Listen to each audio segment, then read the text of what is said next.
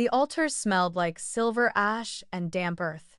I stood barefoot on the cold ritual stone, my ceremonial dress soaked at the hem. Around me, the wolves of my pack watched in silence. Some looked away. Others stared. No one spoke. Across the circle stood Ronan Thorn Alpha of the Northern Fang pack. His cloak hung heavy over broad shoulders, his face unreadable, his eyes sharp and cold. I had heard the stories. That he'd torn apart an enemy alpha with his bare hands. That he ruled with fear. And now, I was bound to him. Not by choice. My father was dying. My pack was defenseless. This bond would protect them, and it would cost me everything. When the High Priestess called for my vow, I felt it the mate bond. It struck like lightning under my skin, ancient and burning. I pushed it down. I would not surrender to it. 1 year, I just had to survive until the next blood moon. Then I'd be free. I accept the bond, I said. The howl that followed wasn't celebration. It was the sound of something ancient awakening and the door to my old life slamming shut. The wind carried the scent of blood long before the howls reached us. I remember standing in the courtyard, frost crunching under my boots, when the first scream shattered the quiet. Then came the roar of wolves, rage-filled, feral. Not ours. I turned and ran toward the gates. But the guards were already dead, their throats ripped open like meat sacks. The scent was wrong. Bitter. Unfamiliar. Rogues. Chaos swallowed the night. Homes burned.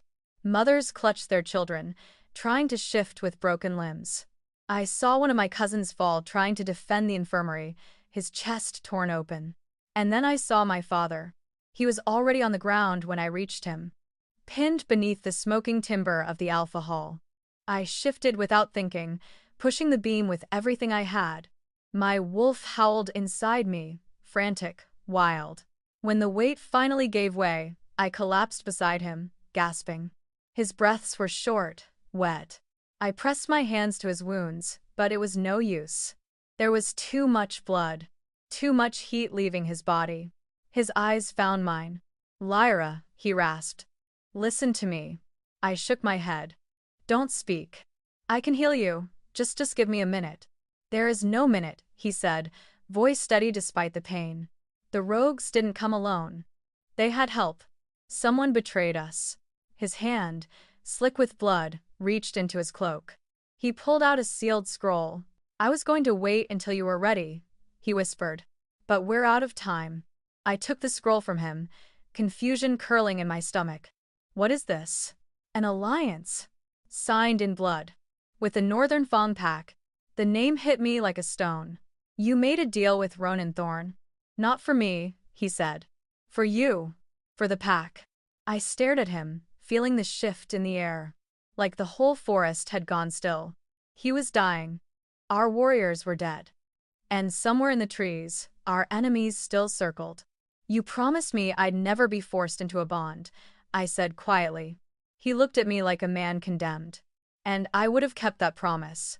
If I had the power. But I don't. We need them, Lyra. The council will move to dissolve us if we can't hold territory. You know what that means. I did. Scattering. Submission. Our bloodline, our name gone. Ronan's terms? I asked, my voice flat. The bond. In public. Ritualized. No mark required until the blood moon. He said he'd give you time. I laughed. It was sharp and bitter. Time to become his. Time to forget who I am. He's not what the rumors say. My father whispered. He's worse in war, but he's fair. And he keeps his promises. I wanted to scream. Instead, I knelt in the mud beside my father and pressed my forehead to his. "I hate you for this," I said. But my hands still clutched his. "I know," he said. "But you'll survive. That's what matters." He died that night before dawn. The next day, the treaty was enacted. I sat before the remaining elders in the crumbling ruins of our meeting hall. My clothes were still bloodstained. My hair singed at the ends. Across from me stood a courier wrapped in Northern Fang armor, silver thread on black leather, the mark of the mountain etched into his chest plate. He said nothing. just placed a sealed document on the table between us. The scroll felt like it weighed 100 pounds in my hands. The wax seal had already been broken. My name was etched into the bond lines. All it needed was one more signature to finalize the union. Mine. I'm not signing this, I said. You don't have to, Elder Madron replied. The pact doesn't require your consent. Just your participation. I'd rather die. Then your pact dies with you. The words rang in my ears, louder than any roar I'd heard in battle. I left the room without speaking and found the oldest pine in the woods behind the barracks.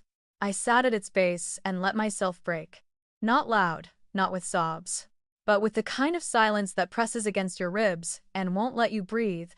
That night, I dreamed of Ronan Thorn. I'd never met him, but I'd heard the stories. The silver-eyed alpha who took down an entire den of rogues with nothing but claw and fury. The one whose wolf was rumored to be descended from the old gods themselves. He ruled the northern Fong with discipline and iron law, no warmth, no softness, no room for a mate. In the dream, I saw his eyes first cold and unreadable, and I knew they were looking through me. Not at me, through. Like I was a piece of the puzzle he'd already solved. I woke up gasping. The morning of the binding ceremony, I dressed myself. The white cloak of the betrothed felt like a noose around my throat. My mother handed me a ring made of bone and silver, carved with our family crest. She didn't cry, just nodded, then turned away. No one told me what to expect. The ritual was ancient, done under moonlight. The actual mark wouldn't happen until the blood moon, but the vow itself would bind us in the eyes of the council and the old laws. At sunset, the wolves of my pack gathered in a half-circle near the river stones. Torches lit the shadows. Smoke curled toward the treetops. I stood at the altar alone, heart pounding like a trapped animal. He arrived without ceremony. Ronan Thorn moved like a storm in human skin. His coat was black, lined with wolf fur. His eyes locked onto mine the moment he stepped into the circle. He did not bow, did not speak, just looked. My breath caught. He was taller than I imagined. Broader. There were old scars on his hands, one along his jaw. He smelled of cedar and frost, of wild things caged in silence. The high priestess stepped between us and began the rites. I barely heard her. When she asked if I accepted the bond, I hesitated. The air stilled. Even the trees seemed to hold their breath. Then I said it. I accept the bond. Ronan didn't flinch. He simply extended his hand. I placed mine in his. Heat bloomed between our palms. And in that moment, I felt it, the bond. It coiled through me like a living thread, tugging, tightening. I crushed it, buried it. I would survive this. Until the blood moon. And then, I would break free. The ride into northern Fang territory was long and silent. The woods changed as we traveled north, denser, darker, more ancient somehow. The trees stood taller, branches clawing at the sky like they'd once been something more than trees. Magic clung to the soil here. Old magic. It hummed beneath the surface, low and slow, like the earth itself was watching. I didn't speak to the escort. 5 wolves in dark armor, riding like shadows, never once acknowledging me unless I fell behind. I didn't. I kept pace, jaw set, eyes forward. By the time we reached the gates of Thorn Keep, dusk had fallen. The sky was bruised purple, and mist curled like breath around the stone walls. Towers loomed overhead, not delicate like spires but thick and blunt, made for war, not ceremony. The gates opened without a word. I followed the lead rider into the courtyard, boots striking stone, heart thudding hard and steady. Wolves watched me from the shadows. Some shifted. Some didn't bother. No one smiled. Good. I didn't need warmth here. I just needed time. Ronan stood at the top of the stone steps that led into the keep. He didn't move as I approached. Didn't speak. His eyes met mine with the same stillness I'd felt during the ceremony. Cold, calm, like a lake that hadn't rippled in years. He wore black again, simple but sharp-fitted tunic, high collar, long coat that brushed against his boots. No armor. He didn't need it. The air around him held weight. Authority. You could feel it in your bones, even if you didn't want to. I stopped 3 paces from him and waited. He studied me in silence. His gaze moved over my face, not like a man admiring, but like one measuring, calculating. I didn't drop my eyes. "You made good time," he said finally. His voice was low, controlled. No hint of welcome or disdain, just fact. "You sent fast riders," I replied. A muscle in his jaw ticked once. "You'll be shown to your quarters. There will be no formal reception." "Fine." He looked past me then, to the wolves still gathered in the courtyard. "This is Lyra Vespera," he said, voice carrying. "She is here under sacred pact. She is not to be questioned, challenged, or touched unless she gives leave. Any violation will be answered by me." Silence followed, heavy. Then a ripple of nods, subtle, respectful. Not one dared object. He turned back to me. "You'll dine in the Great Hall tonight. Tomorrow, we talk." Then he was gone, turning into the keep like the whole conversation had been administrative.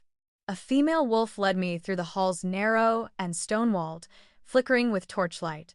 There were no windows, no paintings, only the occasional carved relief wolves in battle, runes I didn't recognize. The crest of Northern Fong, a wolf's skull wrapped in thorn vines. My quarters were on the east wing. A single bed, a heavy desk, a fireplace already lit. No luxuries, just silence and shadows. I was halfway through unpacking when I felt it a pulse, deep in my chest, like a thread tugging. I turned. He was standing in the doorway. "I didn't hear you," I said, stiffening. "You wouldn't," Ronan said. He stepped inside, eyes scanning the room. Not out of curiosity, just calculation. A man always assessing. "You came alone," I said. "I don't need guards. And yet you offered me protection." He met my gaze, then nodded once. That was the agreement. I crossed my arms. "Let's talk about the rest of that agreement." He gestured for me to speak. "I'll honor the bond publicly. I'll stand at your side. I'll play my role for your court and your counsel." "But," he said. "No claiming," I said. "No mark. Not until the blood moon. And only if I choose." His expression didn't change. Not even a flicker of annoyance, just silence. "You already agreed to this," I reminded him. "My father wouldn't have signed without that clause." "I remember," he said. "And I don't break my word." That caught me off guard. I'd expected resistance. Maybe even a veiled threat. But he gave none. "There's more," I added, watching him closely. "I want a voice in how my pack is handled. If this alliance is real, I won't be a symbol. I will be involved." "You'll be heard," he said. "And," he tilted his head slightly, "we'll see what you do with it." That was the first moment I realized he wasn't underestimating me. He wasn't interested in control. He was interested in outcomes. Results. I stepped closer. "I'm not here to be handled. I know. And I'm not afraid of you." A pause. "You should be," he said quietly. The words weren't a threat, they were truth. I held his gaze for a beat longer, then turned away and walked to the window slit. The moon was just starting to rise, low and red over the treetops. Behind me, I felt him shift. "There's a storm coming," he said. "I know." He left without another word. I didn't sleep that night. Not because of fear, but because of the bond. It hummed under my skin, soft but steady like a heartbeat that wasn't mine. And I knew, for the first time, that surviving Ronan Thorn wasn't going to be about resisting him. It was going to be about resisting the part of me that didn't want to. The dreams started 3 nights after I arrived. At first, they were only fragments, flashes of teeth. Blood on snow, a voice I almost recognized whispering my name in a language I didn't understand. I'd wake with my heart in my throat and sweat cooling on my skin, the sheets tangled around my legs, my pulse thudding like war drums. By the 5th night, I started feeling it even when I was awake. A heat under my skin, deep and constant. A restlessness in my bones, like I was being pulled by an invisible thread that wouldn't let me breathe. Every time I passed Ronan in the halls, the sensation sharpened. My wolf stirred. She pressed against my control. Ears pricked, waiting for something. I kept her leashed, but barely. We didn't speak much. He observed from a distance, always watching, always calculating. His silence wasn't cold so much as restrained, like he was holding himself back with every breath. I told myself I was imagining it, that it was the mate bond warping my senses. But the truth was harder to deny every day. The worst part wasn't Ronan's presence, it was his absence. When I didn't see him, I still felt him, felt the bond like a cord wrapped tight around my ribs. Every time I tried to push it down, it snapped back harder. Then came the pain. It started as a low throb in my chest, like something inside me was grinding against itself. By midnight, it grew into fire sharp, relentless, like claws dragging through my spine.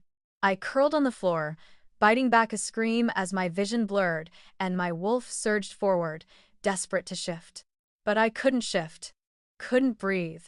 Just before I passed out, I heard the voice again. Not Ronan's. Older. Deeper.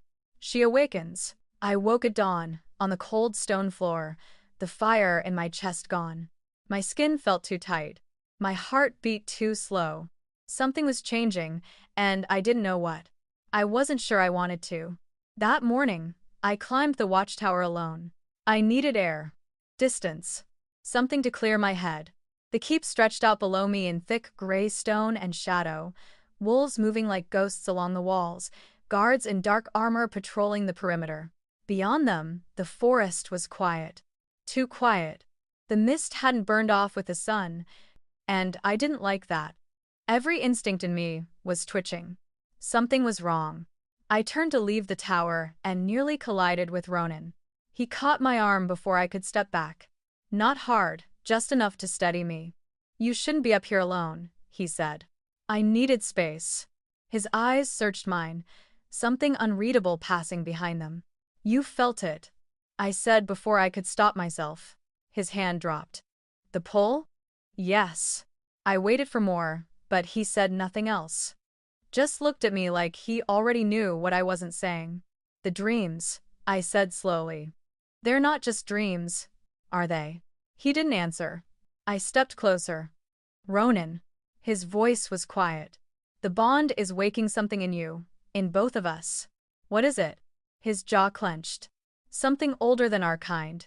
I opened my mouth to press him, but then I felt it. A ripple in the air. Low. Wrong. Familiar. I turned toward the forest, just as the howl rang out. Not ours. Rogues. The alarm bell clanged once sharp and brutal. Wolves began shouting. From the tower, I saw dark figures breach the tree line, fast and low, too many of them, too coordinated. This wasn't a scouting party. This was an attack. I was already moving when Ronan caught my arm again. "No," he said. "You stay here. I can fight." "I know," he said. "But you're their target. You don't know that." "I do," he growled. "And I won't risk them getting to you." His grip was iron. Not cruel, but final. I pulled back, furious. "So, I'm just a symbol to be hidden away?" His eyes darkened. "No. You're the reason we win." He was gone before I could argue, shifting mid-run, his wolf massive and silver gray, streaking down the stairs toward the battlefield. I stood frozen, shaking, not from fear, but from the bond. I could feel him now, everything. His rage, his precision, his control. The way he threw himself into the fight with deadly focus, tearing down two rogues before they even touched the gate. I could feel every slash, every claw, every drop of blood. And then I felt it, a flicker of pain. His pain. Something had gotten through. I didn't think. I ran. Down the steps, through the keep, past startled guards who shouted my name but didn't follow. I shifted just before I hit the courtyard, the ground cracking beneath my paws as I leapt the outer wall and landed on the battlefield. It was chaos. Northern Fang wolves clashed with snarling rogues. The air stank of blood and burned hair. Bodies rolled in the mud. I saw Ronan near the southern gate, limping slightly, his side torn open, a black-furred rogue circling for another strike. My wolf roared. I slammed into the rogue before it reached him, claws raking, jaws tearing until its throat spilled open and it dropped. Ronan shifted back beside me, bleeding and panting. He looked at me with something close to shock. "You shouldn't be here," he said. "You were bleeding," I snapped. His chest rose and fell once. Then again. "So were you." I hadn't noticed. Blood dripped from my flank. We both turned as the last of the rogues retreated, yelping, broken, and scattered. The battle was over. But the bond pulsed between us, like lightning. We stood there, breathing hard, surrounded by ash and blood and broken earth. And I realized I couldn't suppress it anymore.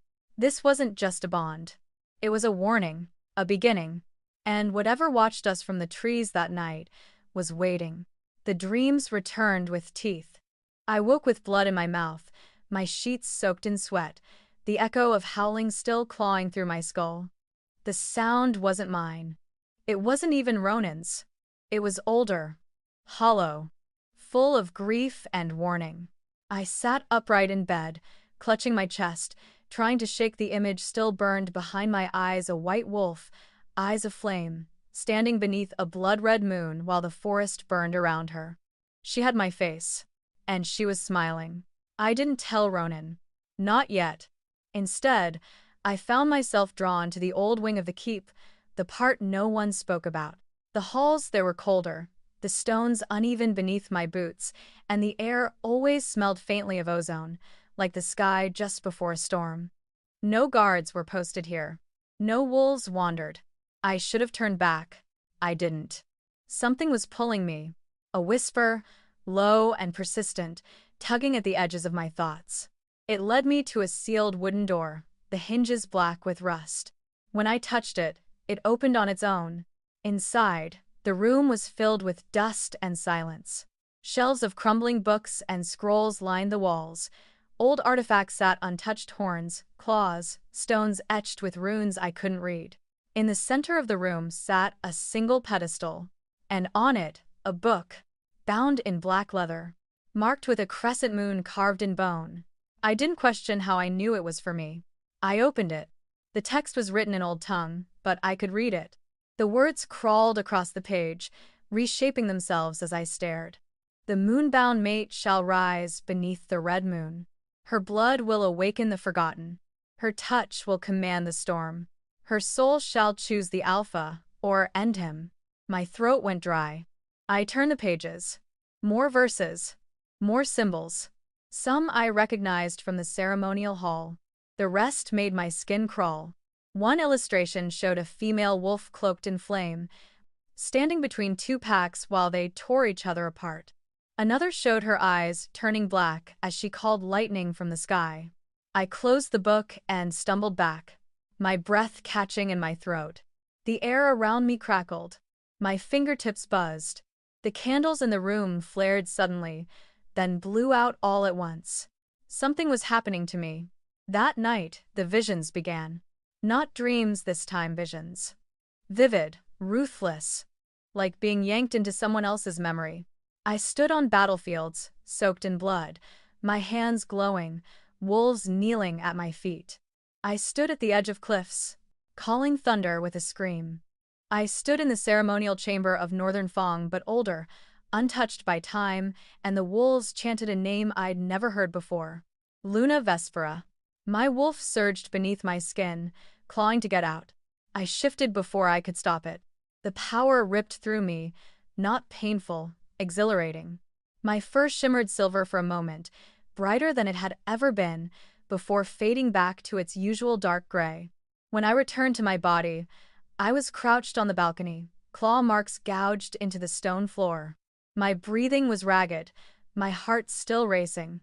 And Ronan was standing in the doorway, watching. He didn't speak. He didn't have to. "You knew," I said, my voice barely more than a whisper.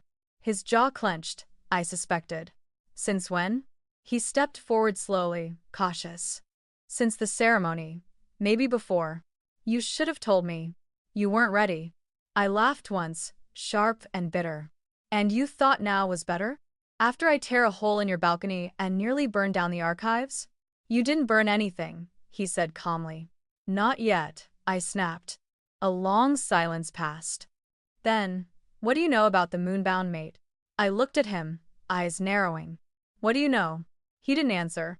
Just watched me like he always did, quiet, calculating, trying to decide if I was a weapon or a threat. I broke the silence. "The prophecy says I have a choice. That I'll either save you or destroy you." He stepped closer. "Do you want to destroy me, Lyra?" I didn't flinch. "I don't know yet." The bond between us pulsed, thick and hot. I could feel his heartbeat matching mine. His scent cedar and storm wrapped around me, grounding, maddening. "I'm not your Luna," I said, voice cracking. "No," Ronan said. "But you might be the Luna." I turned away before he could see the fear in my eyes. Because, deep down, I knew he was right. This wasn't about a forced bond anymore. This wasn't even about my pack. Something ancient had been waiting for me to wake up. And now, it had. The summons came at dawn, sealed in dark wax and delivered by a trembling scout. I broke it open with numb fingers, already sensing what it would say. "Aldrich of the Hollowclaw Pack requests audience. Immediate, urgent. No signature, no pretense of diplomacy, just demand." Ronan read it beside me without a word. His jaw tightened slightly, but he gave nothing else away. I waited for reaction. He gave none. "They wouldn't dare move against you," I said. "They don't have to," he replied. "Not if they convince the council the bond was a political stunt." "They're not wrong." His eyes slid to mine, sharp, unreadable. "That doesn't mean they get to rewrite our terms." Later that day, the court gathered in the high stone hall, lined with the banners of every pack that had ever sworn alliance or war. The air was thick with tension and wolves. Elders from the mountain clans, envoys from coastal territories, all in dark cloaks and sharper intentions. Every eye was on us as we entered, me in northern Fong silver, Ronan beside me, silent and carved from cold stone. Aldrich stood near the dais, broad-shouldered and golden-eyed, the kind of alpha who smiled too easily and struck even faster. He wore the Hollowclaw crest on his chest and a look that said he already thought he'd won. "Thorn," he greeted, nodding once. "And the bride." I ignored the way his gaze lingered. "You requested audience," Ronan said flatly. "You have it." Aldrich stepped forward, addressing the room, not Ronan. "I come on behalf of my council and several others who have voiced concern over recent developments. Specifically, the sudden bonding between Northern Fong and what remains of the Vespera bloodline." My fists clenched at my sides. So that's what I was now. What remains? "This mating was enacted under sacred pact," Ronan said. "Witnessed and sealed." Aldrich smiled. "Indeed. But not marked, not consummated. And without a formal claim. How can we be sure this wasn't simply a temporary alliance? A clever political shield?" I took a step forward. "Do you think I would tie myself to this pack for show?" "I think," Aldrich said smoothly, "that desperate wolves do desperate things. And packs on the edge of collapse will say anything to survive." The room bristled. Growls rumbled low along the walls. Aldrich didn't flinch. "The council demands confirmation," he continued. "Prove that the mating is real, that the bond is complete." "You want a mark," I said coldly. "No," he said. "We want a moment of truth. Let the court see the bond. Let them feel it."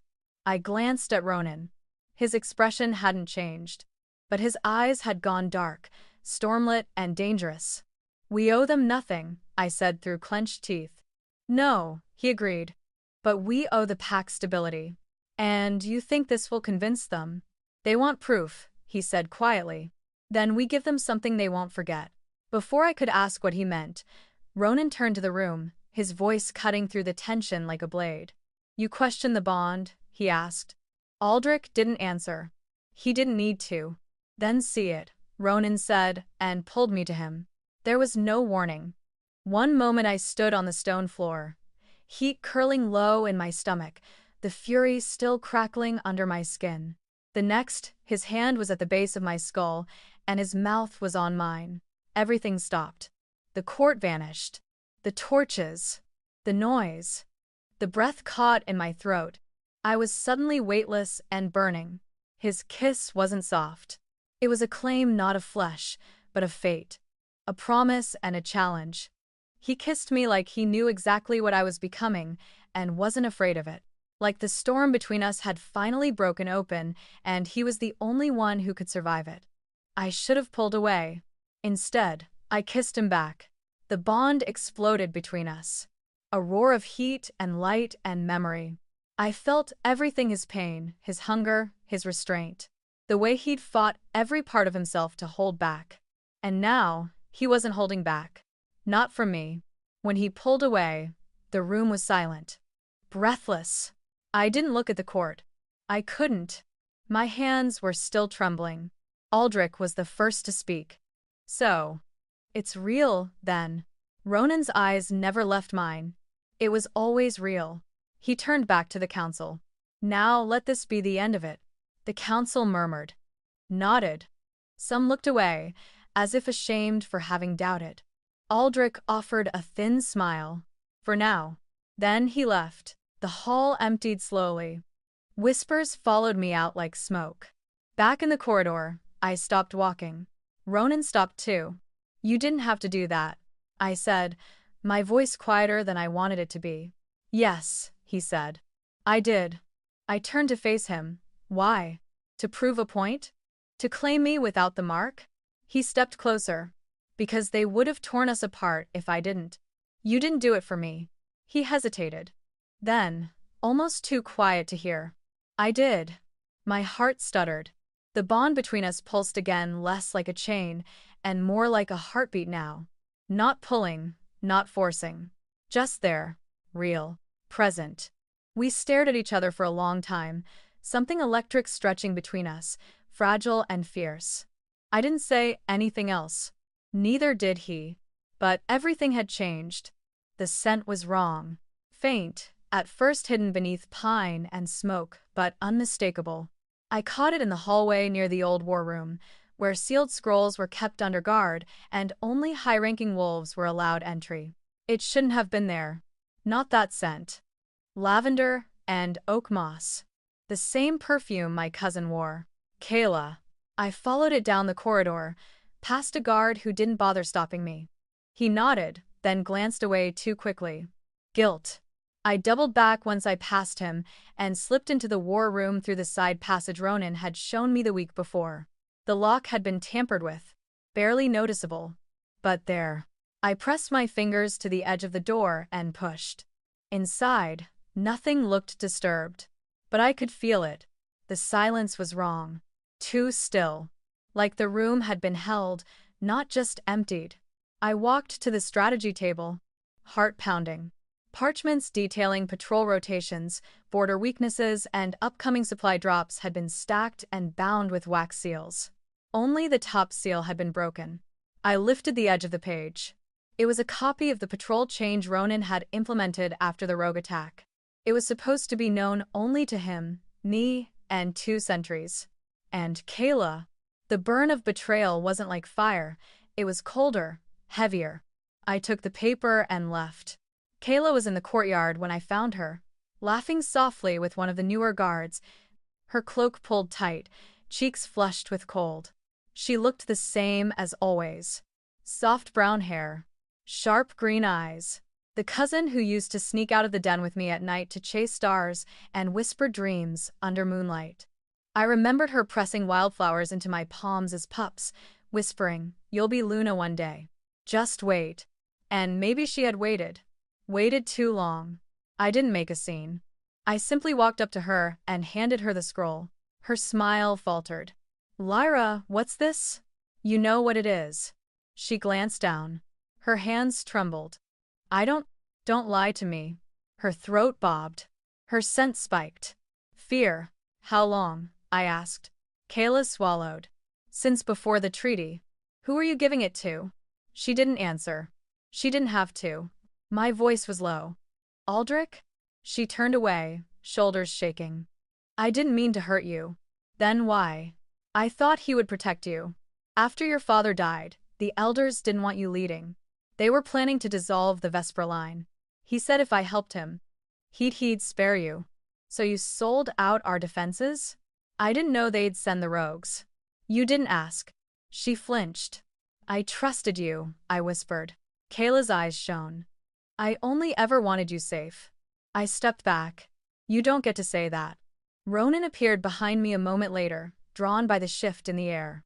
He said nothing, just looked between us and then at the scroll in my hand. His jaw locked. Take her, he told the guards.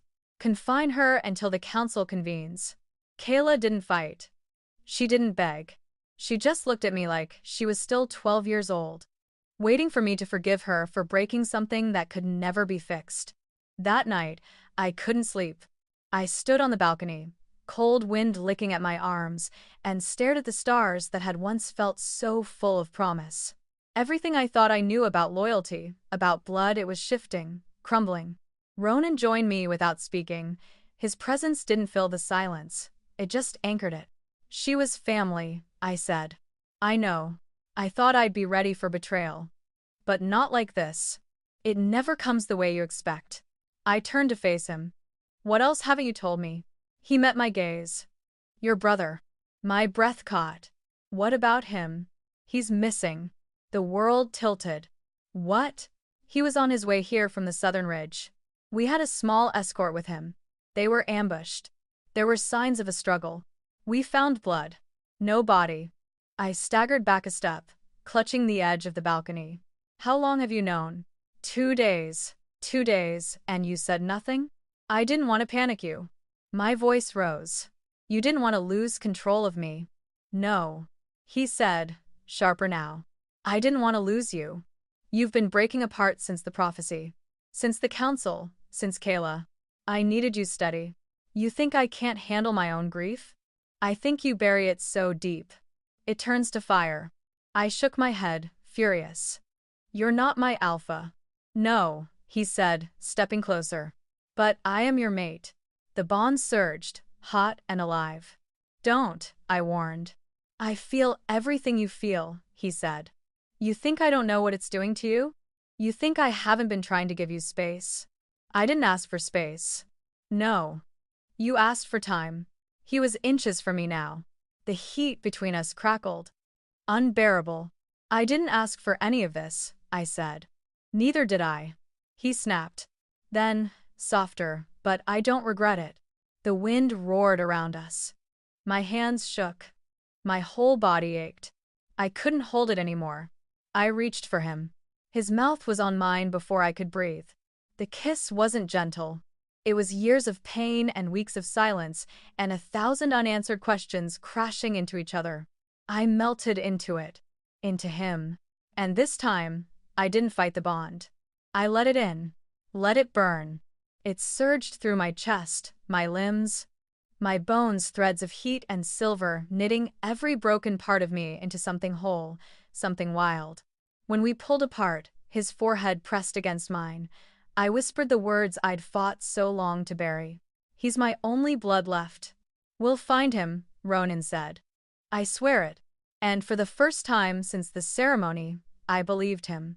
The blood moon rose like a wound in the sky. Thick, crimson, watching. It bathed the forest in red light, turning trees into shadowed sentinels and the stones beneath our feet into blood-soaked altars. I could feel it in my veins, low and steady at first, like a distant drumbeat, then louder, urgent. The bond between me and Ronan had always simmered, always burned under the surface. But tonight, it roared. Something in me was waking. The council had gathered in the sacred clearing, wolves lined in rings around the ancient stone. I stood in the center, heart hammering, power prickling at my fingertips like frost and flame. The ceremonial runes at my feet pulsed with light I hadn't called. I hadn't meant to be here, not for this. We'd only come to complete the old rite, to honor the cycle, to buy time. But the moon had other plans. The moment it crested the tree line, the earth beneath me shifted. I fell to my knees as the world tilted. Images burned through my mind, flashes of lives not mine. Wolves I had never known, eyes like mine staring through fire and storm. Power surged inside me, ancient and relentless, and I couldn't breathe through it. Ronan was at my side in a heartbeat, gripping my shoulders. Lyra, I can't, the words fractured in my throat. Something's breaking. No, he said. Something's waking. And then came the scream. Not mine.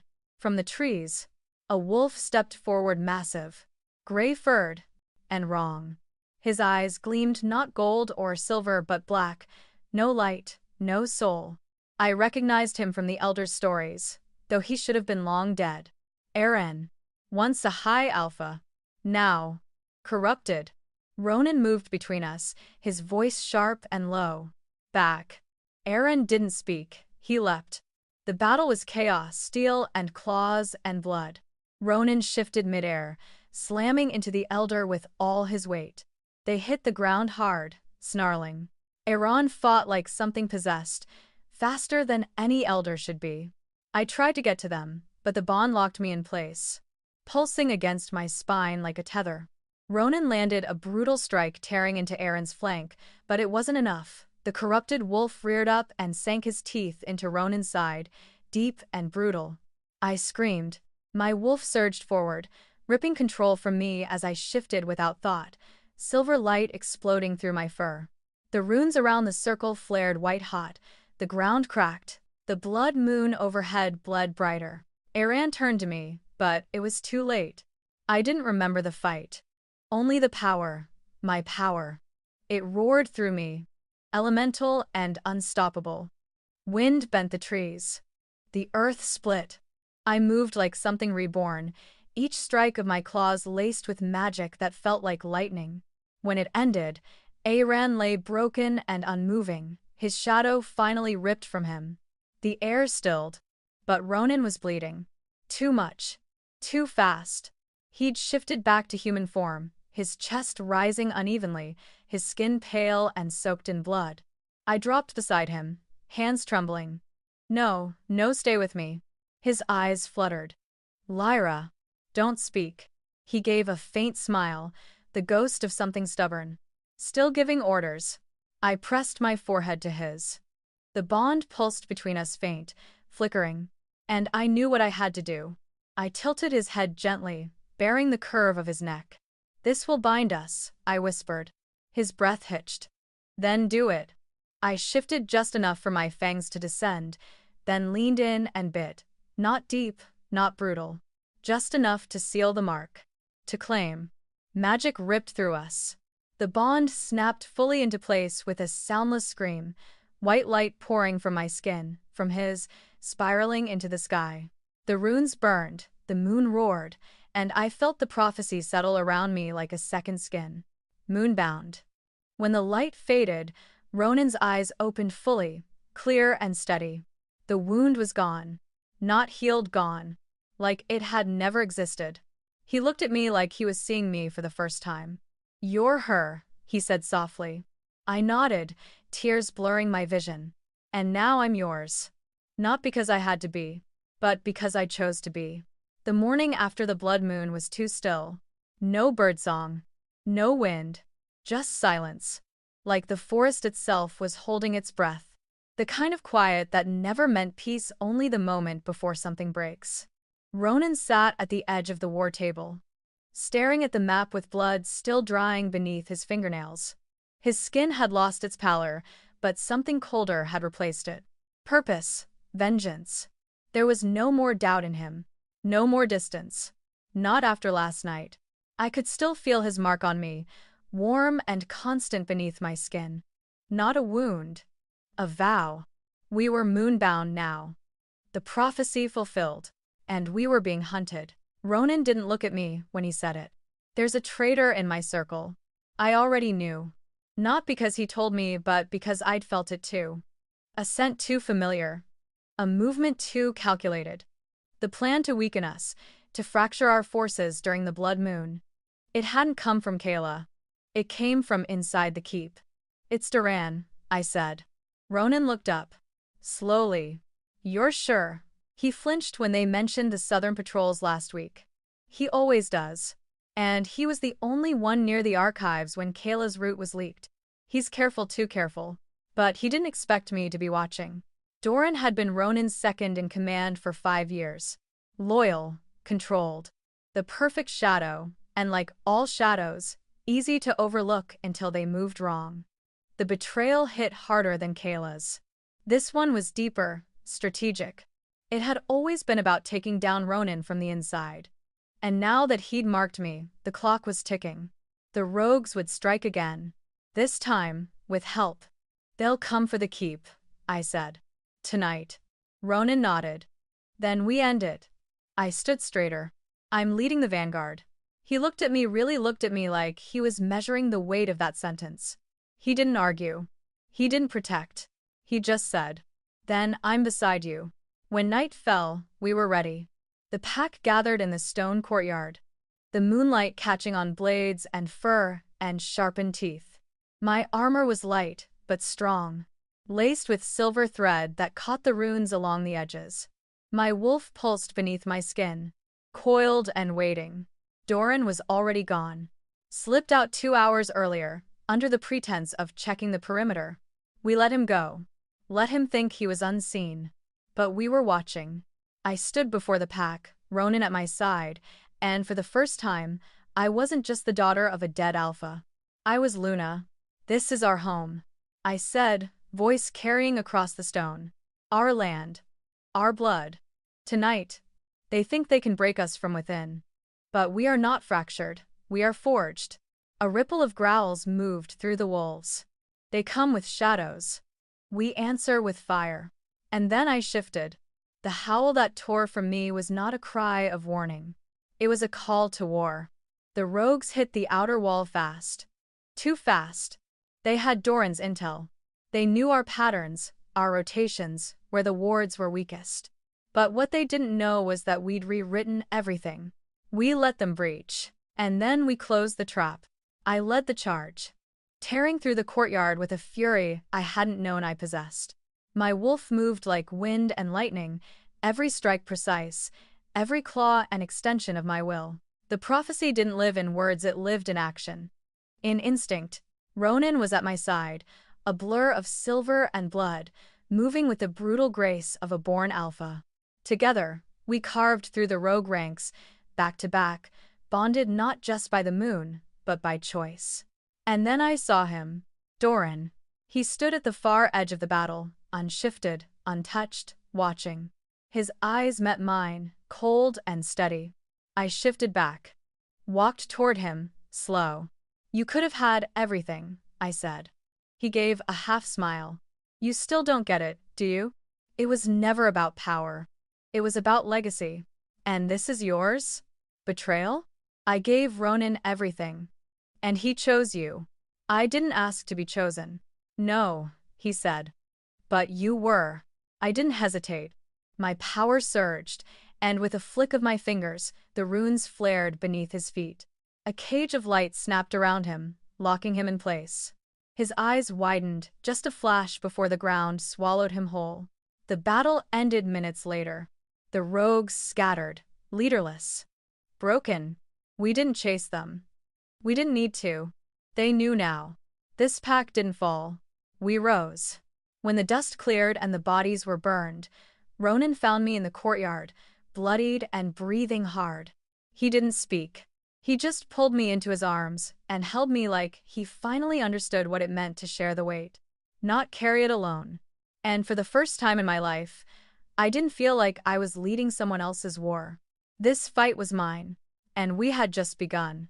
The council convened under a winter sky, gray and low with snow threatening to fall. The stone chamber was colder than usual, the fire in the hearth crackling weakly as if even flame dared not speak first.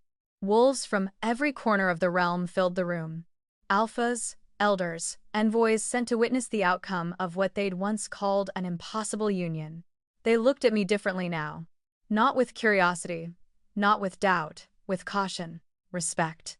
Ronan stood beside me, silent, his expression carved from ice. He hadn't touched me since we entered. He didn't need to. The bond between us hummed steady and strong, a quiet tether threading through every breath I took. But today wasn't about the bond. It was about the choice. An elder from the Frostfangs stepped forward, his voice dry and clipped. "You have fulfilled the prophecy. The rogue threat has ended. The corruption in your ranks has been purged. The moonbound bond has been proven. He looked at me. Only me. But you were forced into this union by blood oath. You have the right to sever the bond under celestial law. A scroll was laid on the table in front of me. Old. Binding.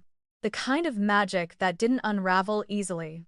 If you sign, he continued, you will walk away as a free wolf. No ties. No rank. No burden. The mark will fade. Your powers will remain, but the bond with Alpha Thorn will be broken. A hush fell over the chamber. I felt the weight of every eye, every heartbeat, even Ronan's. But he didn't look at me like he expected me to choose him. He looked at me like he'd let me go if I wanted to. That, more than anything, made it real. I stepped forward. Slowly. The scroll trembled slightly beneath my fingers. Freedom, I said, voice soft. That's what you're offering. The elder nodded. And what if I don't want to walk away? He blinked. Then you bind yourself permanently. Not by prophecy, but by choice. I looked at Ronan then. Not as the alpha I had feared. Not as the mate fate had tied me to. But as the man who had bled beside me. Who had trusted me with his people. With his life. Who had watched me rise and never once tried to drag me back down. I didn't ask for this bond, I said, turning to face the room. I didn't ask for prophecy. Or war. Or power. I let the silence stretch. But I claimed it. Every piece of it, and I'm not walking away. I moved to Ronan's side, not behind him. Not beneath him, beside him. My name is Lyra Vespera, I said. Luna of Northern Fong. Not because I was born into it. Because I became it. And I choose him. Ronan reached for my hand, lacing our fingers together. His grip was strong, steady, warm. The bond between us pulsed not in demand, not in desperation. In understanding. The council didn't cheer. They didn't howl. They simply bowed their heads in acknowledgement. It was enough. The scroll was burned before the fire. The ashes carried away by wind and warding spells. Later, when the council dispersed and the night settled in, Ronan and I stood atop the battlements, overlooking the land we now ruled together. The forest stretched dark and endless beyond the walls, blanketed in fresh snow. He didn't speak. Neither did I. We didn't need to. The future was unwritten. But this time, it would be ours to write side by side.